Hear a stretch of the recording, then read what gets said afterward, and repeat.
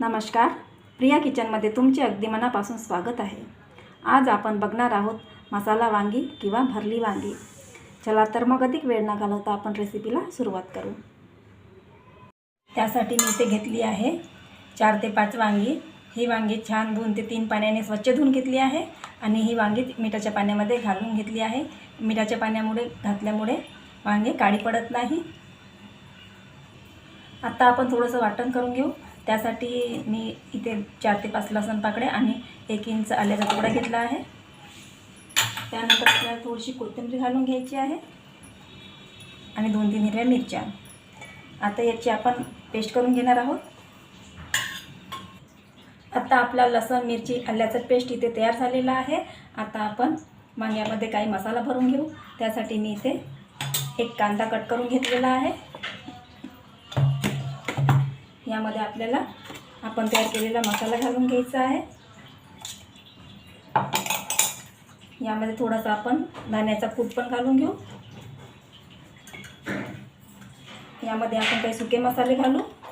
घरगुती काळा मसाला 1 चम्मच, काश्मीरी लाल तिखट 1 चम्मच, धनिया पावडर 1 चम्मच, अर्धा चम्मच जिरे पावडर आणि थोडीशी हळद आणि चवीनुसार मीठ। हे सर्व साहित्य आपण छान मिक्स करून घेऊ।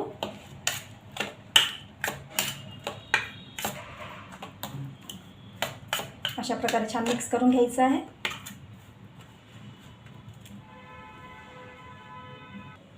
आपला मसाला इथे मिक्स झालेला आहे। आता आपण वांग्यामध्ये अशा प्रकारे भरून घेऊ। छान दाबून भरायचं आहे, म्हणजे वांग्यामध्ये दोन्ही साईडने छान मसाला जाईल। अशा प्रकारे दाबून छान भरून घ्यायचं आहे।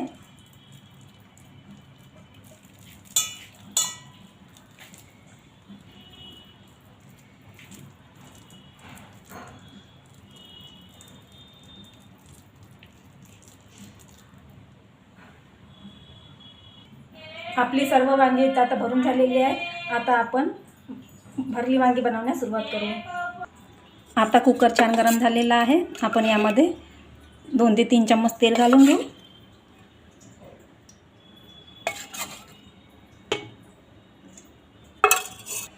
तेल छान गरम झाले की आपल्याला यामध्ये थोडे जिरे घालून घ्यायचे आहे। जिरे छान फुलले की आपल्याला यामध्ये थोडासा हिंग आणि थोडीशी हळद घालून घेऊ। यानंतर आपल्याला यामध्ये वांगे घालून घ्यायचे आहे।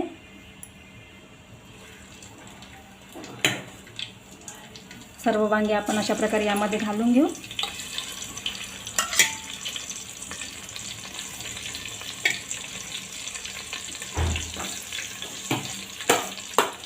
राहिलेला मसाला पण आपण यामध्ये घालून घेऊ।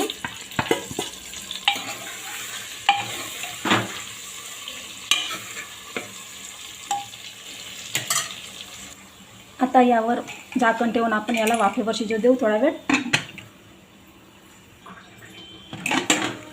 आता आपली वांगे तेलामध्ये छान इथे 70% शिजलेली आहे।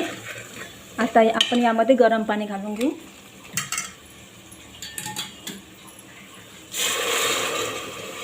गरम पाणी घातल्यामुळे वांग्याच्या भाजीला छान तर्री येते।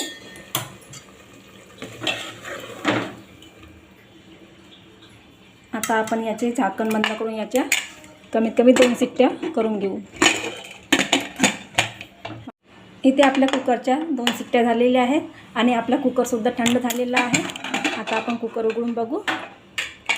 मस्त आपली इथे वांग्याची भाजी झालेली आहे। वांगे पण छान शिजलेली आहे।